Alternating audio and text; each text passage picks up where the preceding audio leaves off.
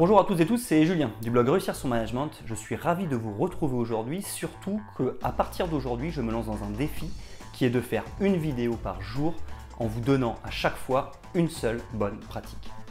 Alors pour cette première bonne pratique, je vous conseille de ne pas vouloir tout contrôler. Et ça, il y a trois raisons à ça. La première, c'est que on ne peut pas tout savoir. C'est terminé aujourd'hui le chef qui sait tout, on ne peut pas tout savoir. Et vouloir contrôler des choses qu'on ne maîtrise pas, c'est pas possible. Le deuxième point, c'est que finalement, en voulant tout contrôler, on va limiter les capacités d'initiative de nos employés, c'est-à-dire qu'on va limiter leur capacité à trouver des bonnes solutions et à les mettre en pratique. Et le troisième point, surtout, c'est que ça va nous stresser, parce qu'en effet, si on veut tout contrôler, il va falloir être présent partout et c'est techniquement pas possible.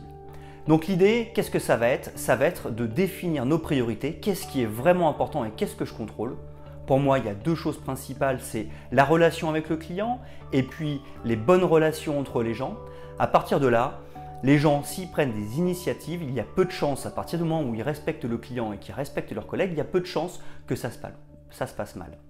Du coup, n'hésitez pas à lâcher le contrôle, à laisser faire les gens, à corriger si besoin avec tout le recul que vous aurez pris, mais ne cherchez pas à tout contrôler parce que malheureusement, ce n'est plus possible. Vous allez freiner les initiatives et surtout, vous allez vous stresser.